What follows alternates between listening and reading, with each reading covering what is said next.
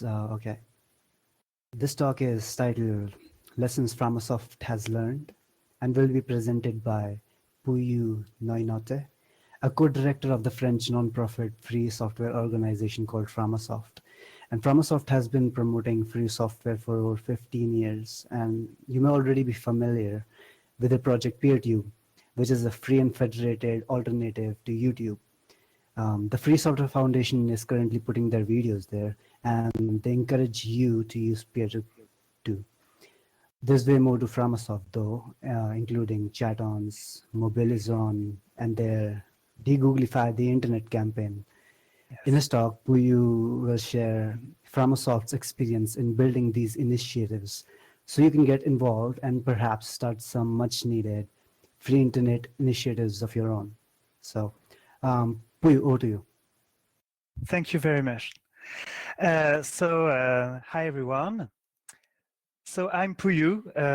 My pronouns are he, him, and I always start when I talk to the free libre software community by saying that I'm not a developer. Actually, if you ask me to sudo apt-get install something, I just want to crawl into a little hole and cry myself into oblivion. And I do belong in the free libre software community. That's what's interesting about that. I've been a tourist guide, I've been an actor, I've been a novelist. I define myself as a very enthusiastic knitter and fiber artist. And I went into free libre software through free libre culture. And I think the culture of free libre, of freedom, and of all the fairness that is around it is quite important. I've put my novels under CC0 license, and that's when I joined Framasoft. I'll talk about it a lot further. And I'm one of the co-directors of Framasoft because there are several directors. I will talk, I have to put a timer because I want to go. I want to have some questions and answers with you all. I will say lots of things here. Please don't mention me, and please fact check me, because in the heat of the moment, one can always say some dumb things or some uninformed things. So please do fact check me. So as Shrev said, Framasoft is a not-for-profit French association. So when I will say association, please hear not-for-profit. It is the French word we use. Framasoft has been existing since 2001, but I will talk about this later because there is a mix-up about the date. And in the association, in the not-for-profit, there are geeks of all kinds. Some who are tech-savvy, system administrator, developers, and things like that. Some that are not. And I think that is one of our strengths. Our goal has always been somewhere to be some kind of a missing link between the free libre software makers and developers and more common people, and so to democratize, to make popular free libre software and its culture. We are known for the Dégooglify the Internet project, for PeerTube, for Mobilizon. Mobilizon and PeerTube are part of our Contributopia campaign, and I will talk about that later, of course. So here is sharing what we've learned. I'm going to make a history of Framasoft, quick history of Framasoft. And through each period, I will try to underline some lessons we've learned. Not all of them, but I want to share what we've learned along the way, because we've made lots of mistakes. And that's really important, to make mistakes so you can learn more about what we've did. So Framasoft origins. In 2001, this is our origin story. One French teacher, French is français, fra, and one math teacher, fra, meet, and they don't have any money to get software for their computer rooms and computer classes. So they are looking for free software, and free as in free beer. At first, they really wanted free software because they didn't have any money. So they are looking on the internet, and they are exchanging lists of free as in free beer software by mail, and then they set up a website, a directory of free software. This is where you have a blackboard here. So at first, Framasoft was about free, as in free beer. But along the way, those teachers understood that in those free, as in free beer software, were some software with ethics, with values, some software that respected the freedom about the users. And that really seduced them. And that's why they turned then to free libre software, free as in free speech. So the lessons we can take from this period is that non-tech savvy people can belong in the community, in the free community. Teachers who are maybe geeks and computer enthusiasts, but are not really into coding or into developing, they can take the free software and the free culture and make something with it, make a directory, for example, because free software is not about software, it's about humans. It's not about the freedom of the code, it's about the freedom of the people. Of course, free isn't free, and free as in free beer isn't free as in free speech, and that's really important. Of course, everyone knows this lesson in the free community, but that's a lesson we always need to remember, is that it's about values. It's not about seducing everyone. It's not about things like that. It's about values, and those values took those teachers, and those teachers who just wanted software that were free, that they didn't have to pay, they got into this culture, into this community, because there were values that mattered to them. So, and the last lesson is quite important too.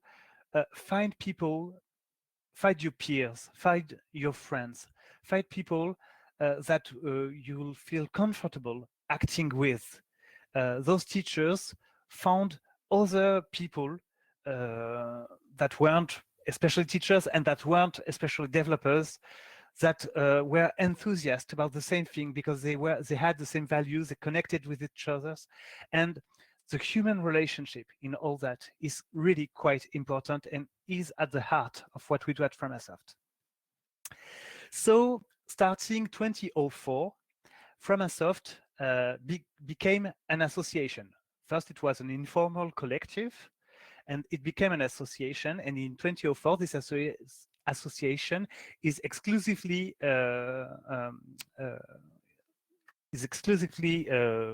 advising and defending free, as in free speech, software.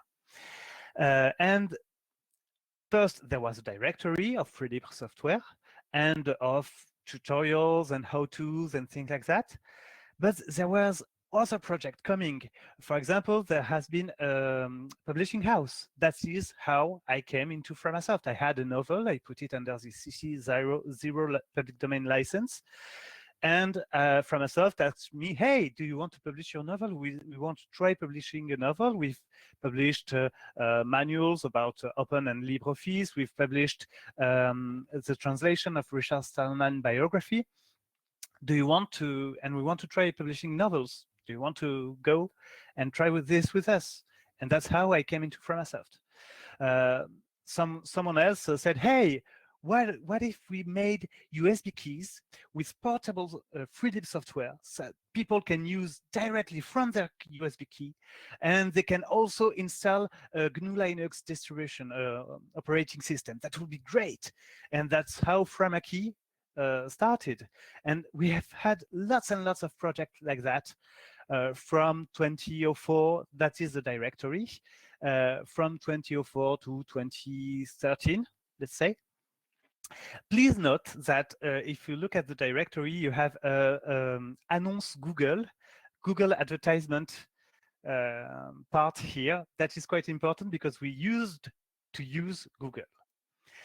So the lessons from this period is, don't be afraid to make room for new ideas. When people come and say, hey, I want to make a USB key full of portable free lib software because people will use more free lib software. or hey, I want to make a DVD, or hey, I want to install Etherpad, so people can collaborate on documents directly from the browser. Don't be afraid to say, okay, let's do this, but who takes charge? Who takes upon their shoulders to say, okay, I'm gonna make sure it works? And that's really important. Otherwise, it's just some people telling you what you should do, and you already have your own to-do list.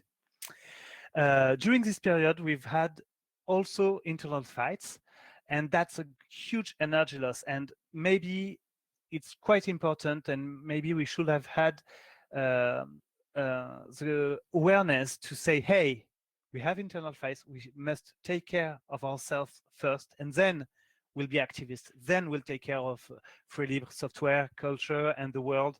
But that's a huge internal energy loss. So that is something that is important to be spotted. Donation is not an economic model. Framasoft still lives only on donation. About 95% of our income is through donations and small people donations. We have one or two foundations giving us big checks, but that's really not the main income of Framasoft. But it's not an economic model. We've tried a Google advertisement in the 2010s, and we've stopped it. But it was really scary because advertisement was a fixed income, almost a fixed income. So it was really reassuring. And we've had to take a leap of faith and say, okay, we'll trust people to help us and to become sustainable. But it's not an economic model. When you achieve to live through donation, it's a chance. It's really fragile, and we know we can. Well, we are one bad year away from closing our doors, and it's okay to know that. And the biggest lesson from this period is to check out our dependence to Google. In 2013, before the Edward Snowden revelations, we used to use Gmail for our mailing system, Google Groups, Google Advertisement, Google Analytics, lots and lots and lots of Google products. And then came the Edward Snowden revelations, and we realized that, well, it was really crappy, the world that we lived in and the digital world that we lived in. We realized that we had a huge dependence on Google and on Google's product, and that we weren't alone. So we had to do something about that. That's how we started our Dégooglify the Internet project. In 2013, we degooglified Framasoft, and we documented how we did, how we stopped using Google Mail and start using BlueMind, how we stopped using Google Groups and start using Sampa and things like that. And then in October 2014, we said, hey, let's degooglify the internet because we are very small and we can do it anyway. So that's the first lesson we've learned from this period, is eat your own dog's food. First, apply to yourself what you would like the world to apply. I think that's quite important. Degooglify the Internet project was a huge project over 3 years.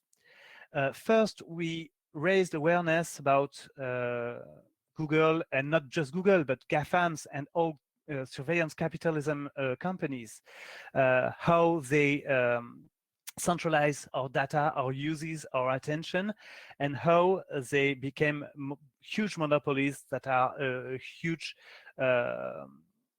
risk for our democracies, for our culture, for, of course, our digital world. So we raised awareness, then we proposed 30 services on our servers, and more than 30. We ended up with 38 services on our servers, all based on free libre software, so that people can use it. And when they say, hey, okay, I want to stop using Doodle, using Google Docs, using Microsoft Skype, but what should I do? Where should I go? Hey, okay, well, we have a proof of concept. Here is Framatalk. It's Jitsi News, and it's a really good alternative, a better alternative, I think, to Google Skype, to Microsoft Skype. You got me. Anyway, so it was really, it's way too much. 38 services in set up in 3 years. It's way too much. And we didn't learn our limits. We burned ourselves out on this one. It was really way too much. But that's one of the lessons we've learned about that. When we talked about people of the problem of the internet, of the Google internet and the Facebook internet that they were building, almost all of the time people said, hey, I have nothing to hide, it's okay. And we realized that they are not engaging in a conversation, they are defending themselves from what we are telling them, because the truth is aggressive, is violent. So, and there is some kind of guilt, there is some kind of defense mechanism around that we have to acknowledge, actually. And nowadays, when people email me and say, I'm sorry, I'm using Gmail, I'm really sorry, the first thing I say is, it's okay, let's stop the guilt. You don't have time or energy in your life for guilt. So, okay, you're using Gmail. I think that's the best you can do right now. And if you can do better tomorrow, let's go that way together. But first of all, it's okay. Let's stop guilting people about their uses and things like that, because it doesn't work and it puts them into their defensive place. I've said the people a lot, and I shouldn't, because there is no the people. That is one huge lesson we've got from hosting all those services for a lot of persons. There is no the people. You can, and when you say, well, the people want that, you're really thinking, I would like that. And it's okay, you should want and like things, that's quite all right, but we should stop using the people as an excuse, because the people is so diverse, is so different, and you can't talk to everyone at the same time. Otherwise, your message will be really dumb, actually. If you really want to talk to everyone, you have to take the least, the most common denominator, and it will be the least intelligent one, I think. So maybe we should not try to seduce everybody into using freelib software, or talk to everybody. Maybe it's okay to say, well, I feel good talking to those persons. The other can listen, they are free, of course, but I will address my message to such community, to such persons, because I feel better talking to those persons. One other lesson we've learned from the get-go is that we cannot host everyone, because we are not Google. In 2014, we did the math. Framasoft annual income was about 2.7 seconds of Google's annual income. So it's not, we cannot compare, and it's quite okay. So we should not want to grow as Google did, but maybe use another technique such as decentralization and sharing and things like that, and not welcoming everyone to our place, but making our place, our services, a stepping stone, like a proof of concept and a stepping stone to more emancipation and to getting to other hosters that will be their final hosters, or maybe to self-hosting or things like that. Well, being a faulty human is okay. I think when you cannot host anymore anyone, you're not saying your limits and things like that. I think faulty human is quite implied in all of this. And be aware of what we call success, which is our small-scale French success. French free libre activist success. So it's very low key, but when you're doing something that meets people appreciation, that is great because you feel validated. It's quite great. But it's also a lot because all of a sudden people say, hey, what you're doing has success. Can you take my dreams, put them on your shoulder because your shoulder seems more efficient? And I know it's not it's not as aware as that. It's not exactly like that, but it's something like that. And so you have to learn to say no, to state your limits, and to learn to stop yourself. That's quite important too. Anyway, so then we've learned from all that, and we tried to create our utopia, and it's called Contributopia. The utopia of contribution. In French, I don't know about in English, but in French, when you say someone, oh, you're a utopist, it's almost an insult. It's very depreciating. You're a dreamer. And well, you may say I'm a dreamer, but I'm not the only one, if I can quote some dreamer. Okay, yes, we are dreamers, and yes, we are in a utopia, but we are trying to make it real. So that should count for something, I guess. And so we got lots of lessons, and yes, that's it. We got lots of lessons from this period, and we are still learning them and trying to deal with them. And I'm going to take some time with those lessons. The point of Contributopia is really trying to improve contribution in all ways, because we feel that the common denominator we have with lots of other communities is the contribution. With the hackers community, but with also the ecologist activists, with feminists, with queer communities, with lots of beautiful communities, teachers communities, of course, we come from this one, and popular education communities. The main thing is, okay, let's do this ourselves and let's contribute together. And one lesson we are still getting is we are very, very bad at welcoming contribution. But at Framasoft, we are really, really bad about that. We have a saying that, and this is a slide, so I can go here. We have a saying that alone you go faster, together you go further.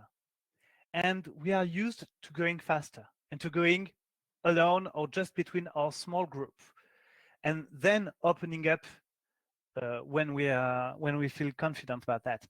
So that's not a good way to welcome contributions, and we really need to learn more about that, or to learn how to say, hey, contributions are not open on this project right now because we are not ready, because we don't have the energy, we don't have the spaces ready.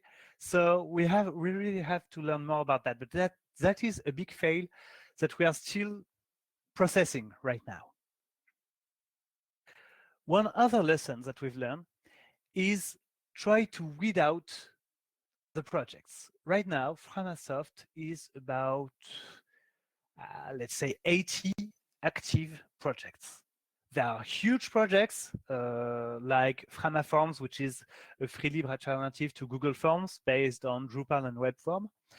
There is PeerTube and Mobilizon. I will talk about them later. But there are also very small projects, but we still have 80 projects ahead.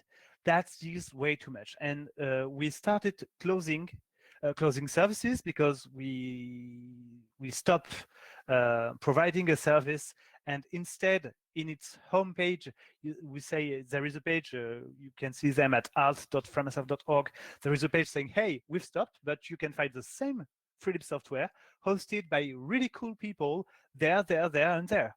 So you'll get the same service, but by others there. But so, and it's a huge work to weed out and to stop things with care, because we care about the people who use our services. It's a huge work, but it's really, really important because it gives you room to breathe and to make new things. there is a difference between growing, and we grew during the Dégooglify the Internet project. We went from 2 employees to 10 employees, so we grew a lot. There is a difference between growing and hiving off. Hiving off, I don't know if it's the right term, but it's about decentralization. It's about saying, okay, we're doing something, it's quite good, but if we are the only one to do it, it's stupid, and we know we are not the only one to do it. So let's join together, let's join forces, let's share our experiences, let's do something like that, let's make a collective, actually. And that's what we've made, that is what we've made, I'm sorry, with CHATONS.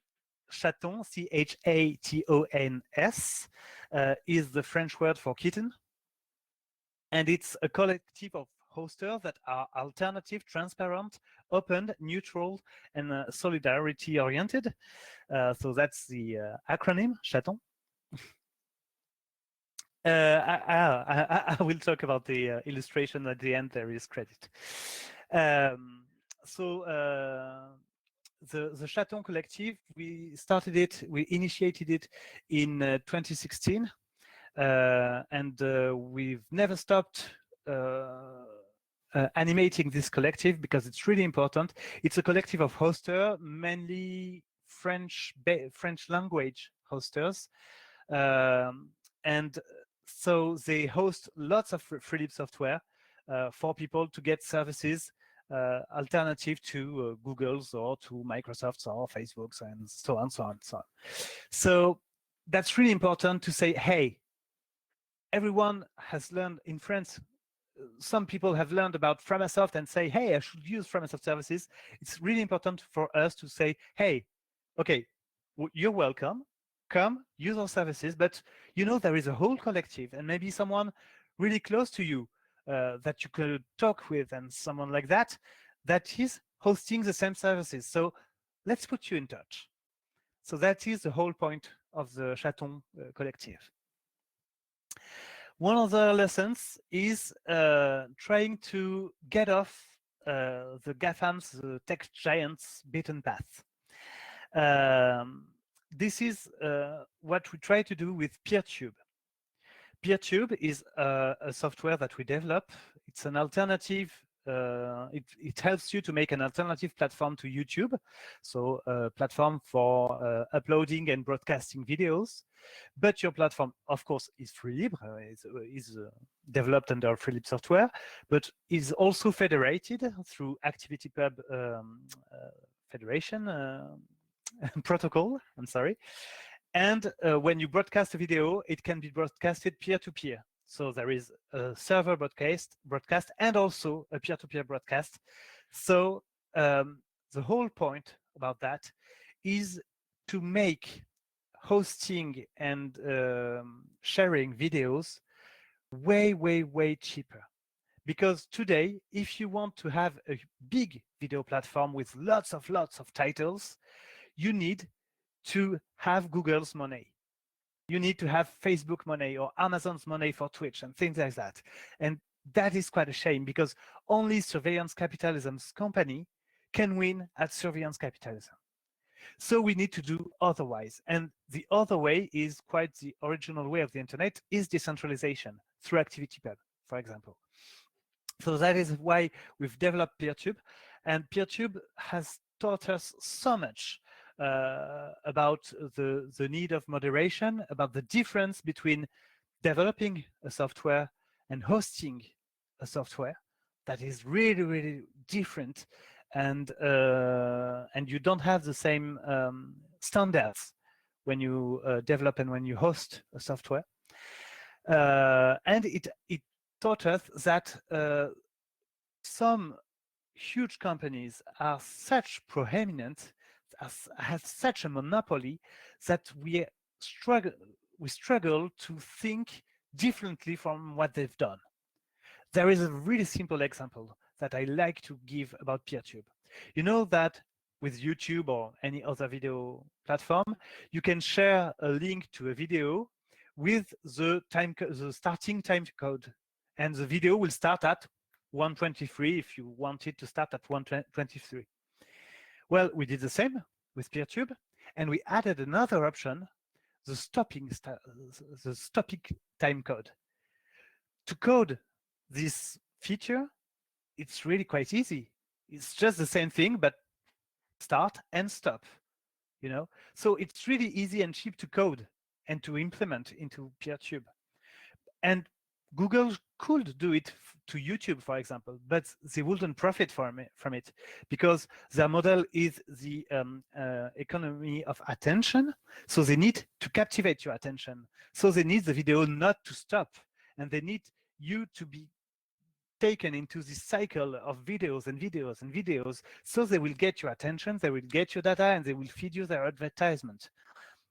So they really wouldn't profit from a stop time code. But it is very powerful for users because they can do playlist with start, stop, start, stop, start, stop, and the playlist become a remix tool. That's huge. Anyway, so we've also learned a lot, and you wouldn't see it hearing me talking for half an hour. We started to learn to stop talking and start to listen. For example, Mobilizon is another software that we develop that is an alternative to Facebook events, Facebook groups, and Facebook pages, let's say. It is not a social media at all. It is really an organizing and activism tool. It is built for activists, actually. And other people can use it. You can use it for to organize a birthday, for example, but really it is built with activists in mind. And so to build it, to conceive it, we asked a designer to help us and to go and talk and listen to activists, either the small queer activist association or the big, huge ecology association and an activist community, and to listen to the needs, to listen to what their users want to be and what their fear are and what we should do actually. And then we conceived software like this. I know it is quite common sense to do like that, but it is the first time that we did that.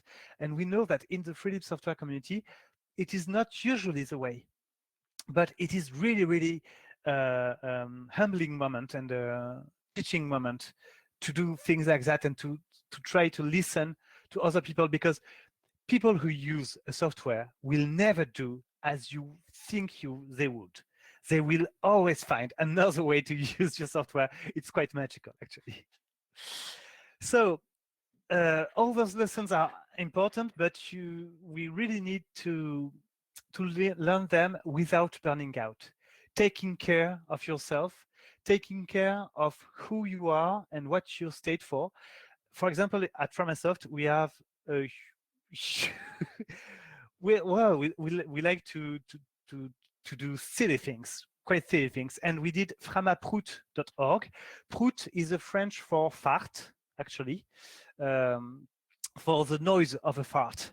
And we wrote a Prout manifesto. We did a Firefox extension that replaces government people's name by their Prout name, so their farty name, because we needed to have a laugh. We needed to ridiculize all the things happening around us that were really putting us under tension. It was during the pandemic and during the first French lockdown.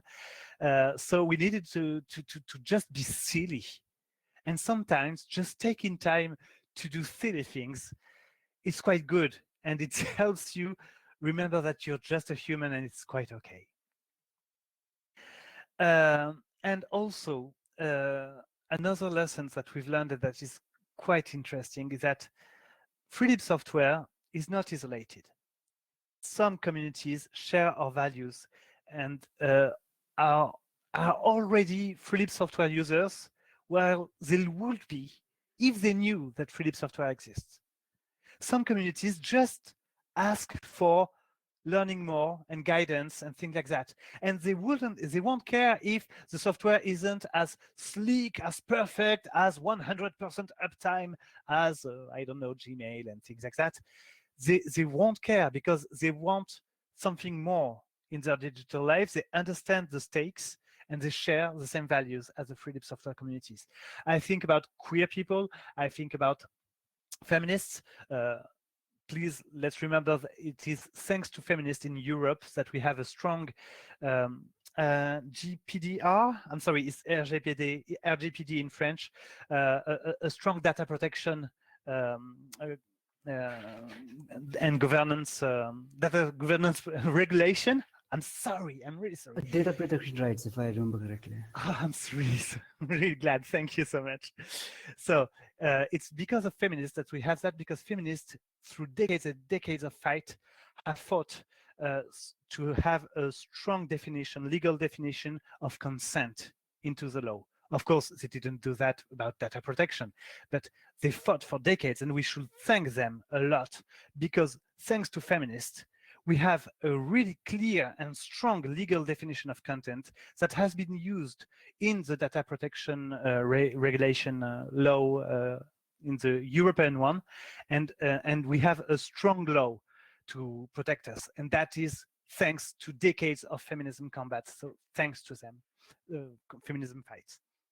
Anyway, lots of communities share our values, and maybe we have chosen at Framasoft to mainly talk to those communities, to mainly try to work and reach out to those communities as best as we can, and we still have a lot to learn about that, because you don't just go and say, hey, I will teach you everything. You know, you don't do like that. You just say, hey, let's meet, let's have a drink, and then when you meet, you learn from each other, and it changes yourself, of course, in the meantime. So there we are. We've learned a lot. We still have a lot to learn. In our future, there is PeerTube, there is Mobilizon. We still want to grow those projects because they are really important to us. We are reducing the services we are keeping under the Dégooglify the Internet project. We also want to work on how the cloud and Nextcloud can be appropriated by communities so they can be stronger in their activism. So, well, and of course, we still want to animate the CHATONS collective. So that's all. All the illustration, unless stated otherwise, are by the magnifique artist, the wonderful artist David Revoy, and those are our websites. And do you have any questions?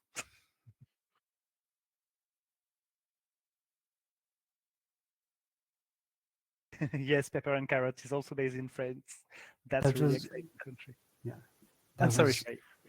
No, that was a really wonderful talk, and I would like to acknowledge also that you're really passionate and compassionate, and that's really not as focused on in the technical world, and that's nice. Thank you. So I appreciate that.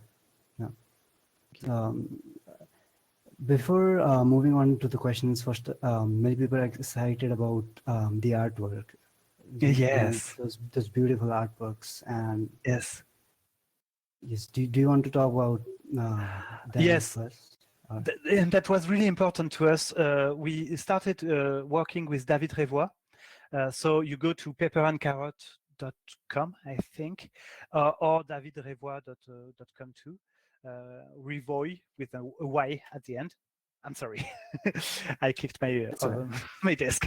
So yes, David Revoy, we started working with him because we really wanted to illustrate Contributopia with illustrations that are not, Matrix. I love the Matrix movies, but that are not, these tech green things like that. We wanted, and without any computers, without any machinery, because it's not about the computers, it's not about the software. To us, it's about the people, it's about the value, and it's about the action we do together.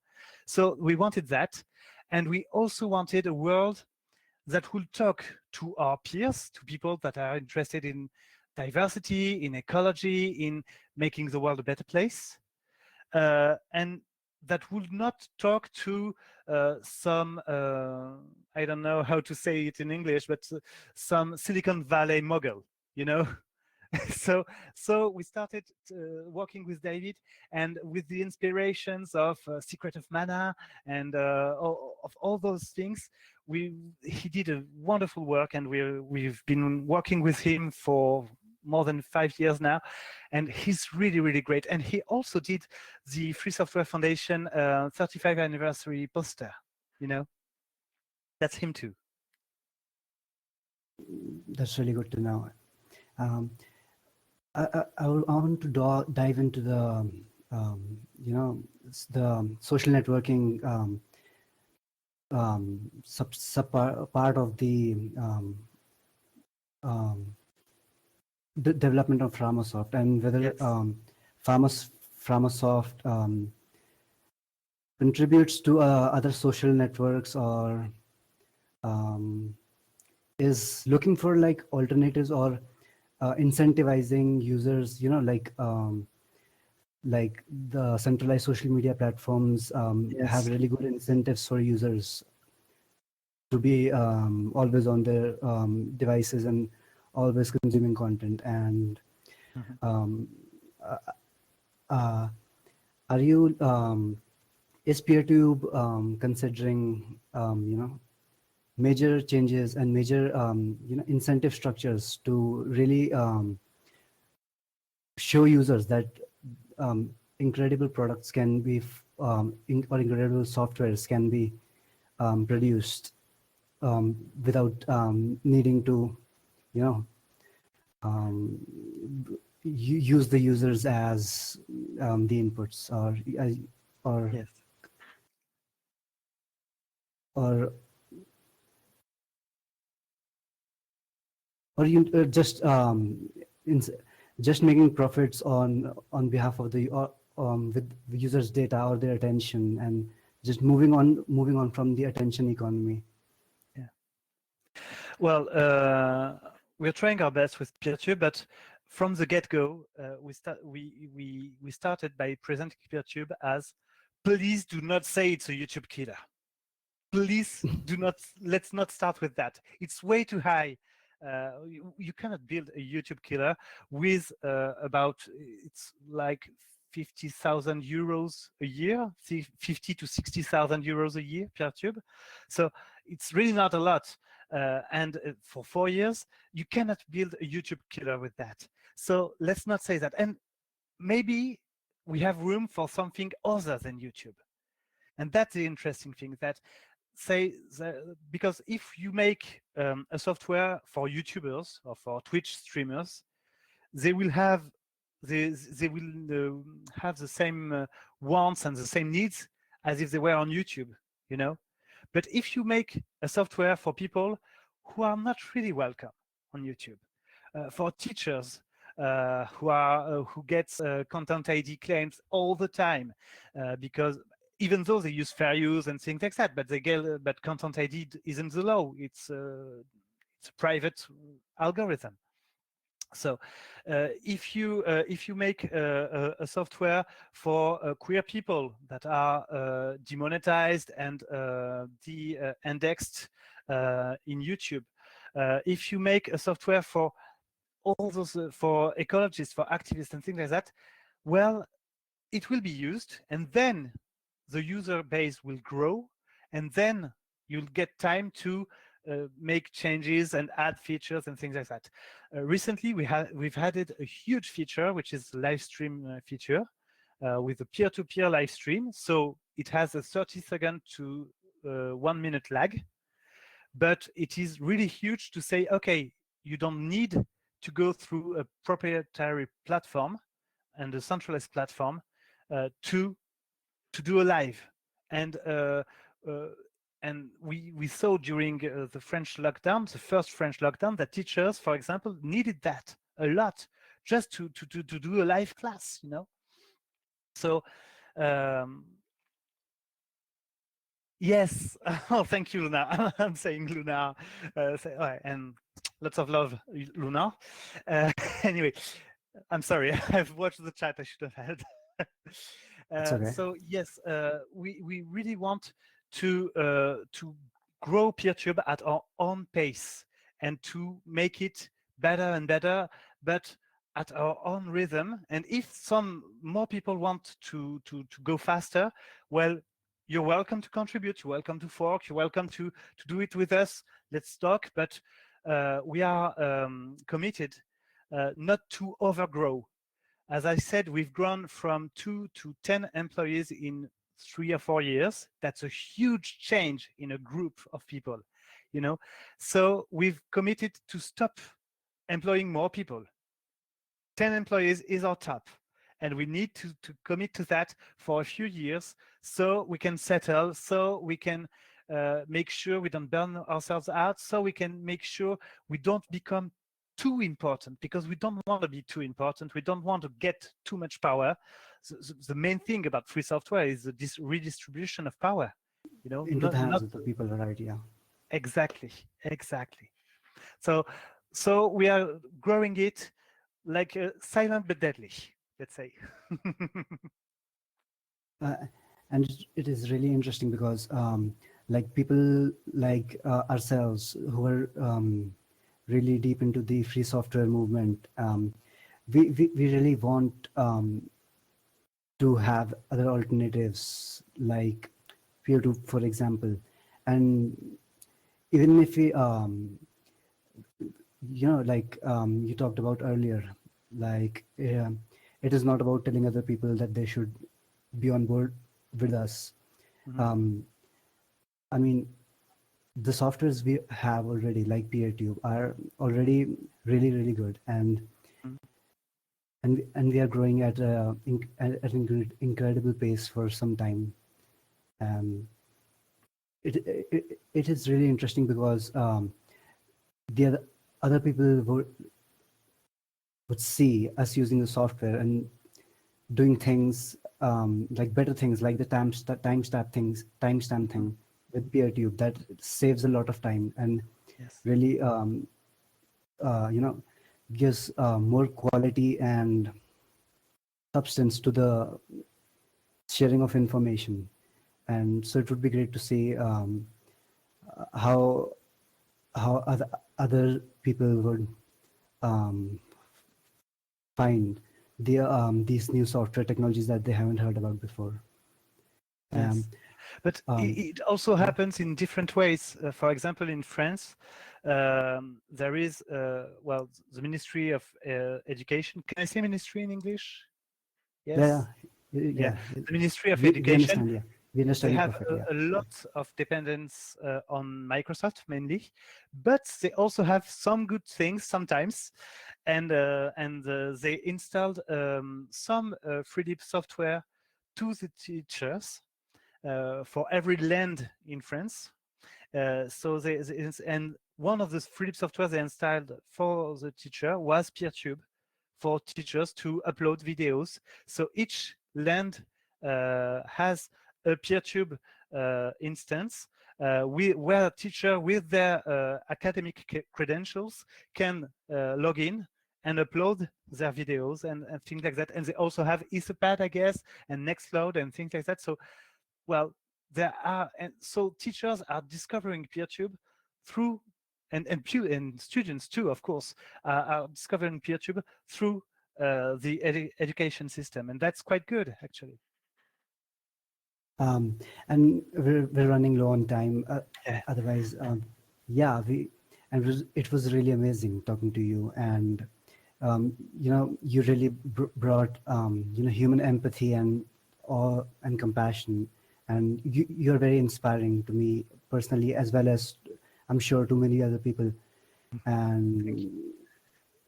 And Oh, thanks for the talk. Yeah. thank you so much. But it's this Philip software community that is inspiring too, because once again, we care about the people. It's not about the freedom of the software. It's just code, it's about the freedom of the people, and that's what's Exactly. Yeah. really inspiring. And wonderful times ahead. Yeah. Thank you. Thank you for you. Yeah. Bye. Bye.